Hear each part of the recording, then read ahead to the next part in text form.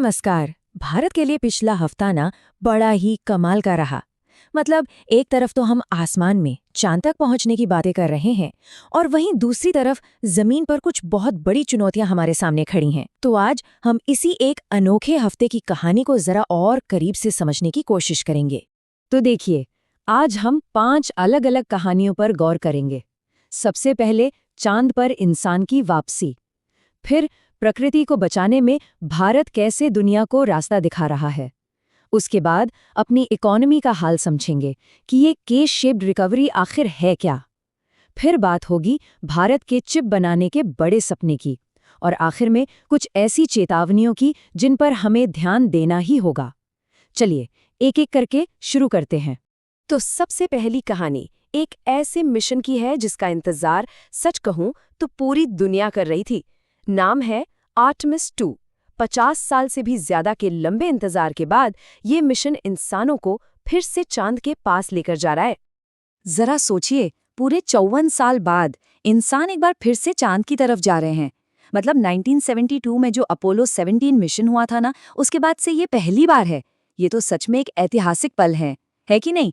और देखिए, ये मिशन सिर्फ एक अकेली उड़ान नहीं है, ये एक बहुत बड़े प्लान का हिस्सा है। जैसा कि इस टाइमलाइन में दिख रहा है, 2022 में बिना किसी इंसान के एक कामयाब टेस्ट हो चुका है। अब ये दूसरा और शायद सबसे अहम कदम है। और असली मकसद इंसानों को एक बार फिर से चांद की जमीन पर उतारना।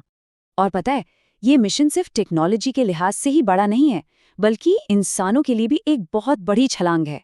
इस टीम को देखिए, क्रिस्टीना कोच, विक्टर ग्लोवर और जेरेमी हैंसन, ये सभी अपने आप में इतिहास बना रहे हैं। ये मिशन वाकई में पूरे इंसानियत के लिए है। चलिए अब अंतरिक्ष की ऊंचाइयों से उतरकर वापस अपनी धरती पर आते हैं। यहाँ भी एक कहानी है जहाँ भारत दुनिया को लीड कर रहा है, और वो भी पर्यावरण को बचाने के मामले में। यहाँ हम बात कर रहे हैं नागोया प्रोटोकॉल की।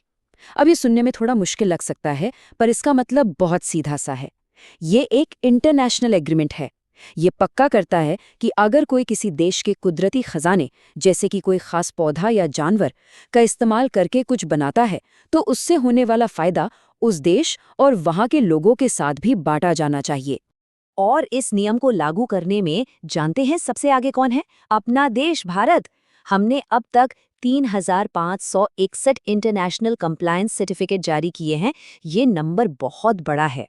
इतना बड़ा कि इस मामले में हम पूरी दुनिया में नंबर 1 हैं, दुनिया में सबसे ज्यादा। तो सवाल ये है कि इससे फर्क क्या पड़ता है? बहुत फर्क पड़ता है। इसका मतलब है कि हम बायोपायरेसी यानी अपने कुदरती संसाधनों की चोरी को रोक रहे हैं। हम ये पक्का कर रहे हैं कि जंगलों में रहने वाले समुदायों को उनका हक मिले। और सबसे जरूरी बात, हम अपनी प्रकृति को बचाने का काम कर रहे हैं। अच्छा, अब पर्यावरण से आगे बढ़कर अपनी अर्थव्यवस्था की बात करते हैं। यहाँ एक नंबर है जो पहली नज़र में तो अच्छा लगता है, पर उसके पीछे एक बहुत गहरी और दिलचस्प कहानी छुपी हुई है। ये नंबर है 5.2%। ये हमारे इंडस्ट्रियल प्रोडक्शन की ग्रोथ है। अब सुनने में तो ये काफ़ी अच्छा लगता है कि इंडस्ट्री 5.2% से बढ़ रही है, लेकिन क्या ये पूरी सच्चाई है? असली सवाल तो ये है कि ये जो ग्रोथ है, इसका फायदा किसे मिल रहा है? क्या ये तरक्की समाज में हर किसी तक पहुंच रही है, या कहानी कुछ और है? तो ये जो के शेप्ड रिकवरी की बात होती है, ये स्लाइड उसे बिल्कुल साफ साफ दिखाती है। देखिए, एक तरफ कैपिटल गुड्स का प्रोडक्शन बढ़ रहा है, जिसका सीधा मतलब है कि बड़ी बड़ी कंपनियां पैसा लगा रही हैं, इन्वेस्ट कर रही हैं। लेकिन वहीं दूसरी तरफ जो आम ज़रूरत की चीज़ें हैं, जिन्हें हम कंज्यूमर नॉन ड्यूरेबल्स कहते हैं, उनकी बिक्री घट रही है। ये दिखाता है कि आम घरों में खर्च करने की हिम्मत कम हो रही है। तो मतलब इकोनॉमी का एक हिस्सा ऊपर जा रहा है और दूसरा नीचे, बिल्कुल के की तरह। और इसी आर्थिक माहौल से जुड़ी एक और जरूरी खबर है। तेलंगाना अब देश का 5वां राज्य बन गया है जिसने गिग वर्कर्स के लिए कानून पास किया है। ये वो लोग हैं जो ऑनलाइन प्लेटफॉर्म के लिए काम करते हैं। ये कानून आज के 77 लाख और भविष्य के करोड़ों लोगों को एक सोशल सिक्योरिटी देने की बहुत जरूरी कोशिश है। अब अर्थव्यवस्था के बाद एक ऐसे प्रोजेक्ट की बात करते हैं जो भारत के आने वाले कल के लिए, उसके भविष्य के लिए बेहद जरूरी है। जी हाँ, हम बात कर रहे हैं सेमीकंडक्टर चिप्स की।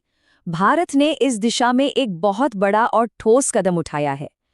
गुजरात के सानंद में केनेस टेक्नोलॉजी का एक नया नवेला सेमीकंडक्टर प्लांट शुरू हो चुका है। और ये कोई छोटा मोटा दांव नहीं है। सरकार अपने इंडिया सेमीकंडक्टर मिशन पर 76,000 करोड़ रुपए लगा रही है। इस रकम से ही आप अंदाजा लगा सकते हैं कि ये देश के लिए कितना ज्यादा महत्वपूर्ण है। तो सवाल उठता है कि हमें अपने देश में चिप्स बनाने की इतनी ज़रूरत क्यों है? देखिए, इससे हम ज़रूरी टेक्नोलॉजी के लिए दूसरे देशों पर निर्भर नहीं रहेंगे।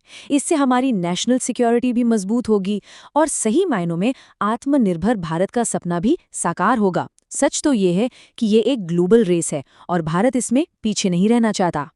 और अब आखिर में, जहां हम इतनी ऊंची उड़ान भर रहे हैं, वहीं हमें ये भी नहीं भूलना चाहिए कि हमारे पांव जमीन पर है और यहाँ कुछ गंभीर चेतावनियां भी हैं। पहली चेतावनी प्रकृति की तरफ से है। मौसम विभाग का अनुमान है कि जुलाई 2026 तक अल्नीनो का असर दिख सकता है। जैसा कि हम जानते हैं, अल्नीनो का सीधा सीधा मतलब होता है भारत में मॉनसून का कमजोर पड़ना, और कमजोर मॉनसून का हमारी खेती और अर्थव्यवस्था पर क्या असर पड़ता है, ये हम सब अच्छी तरह जानते हैं। और एक तरफ ये प्रकृति की चेतावनी है, तो दूसरी तरफ एक ऐसी त्रासदी है जो शायद इंसानी लापरवाही का नतीजा है। बिहार के एक मंदिर में भगदड़ मच गई और 8 लोगों को अपनी जान गंवानी पड़ी।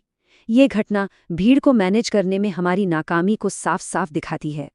ये स्लाइड दिखाती है कि कागज पर बने नियम और जमीन के हकीकत में कितना बड़ा फासला है। नियम कहते हैं कि भीड़ कितनी होनी चाहिए, उसे कौन संभालेगा, आने जाने के रास्ते कैसे होंगे, लेकिन असलियत क्या हुई? बैरिकेड टूट गए और एक भयानक हादसा हो गया। ये सीधे सीधे सिस्टम की एक बड़ी चूक है।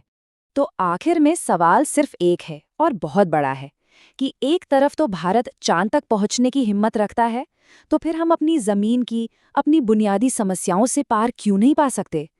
ये एक ऐसा सवाल है जो इस पूरे हफ्ते की कहानी को एक साथ समेट देता है और हमें सोचने पर मजबूर करता है।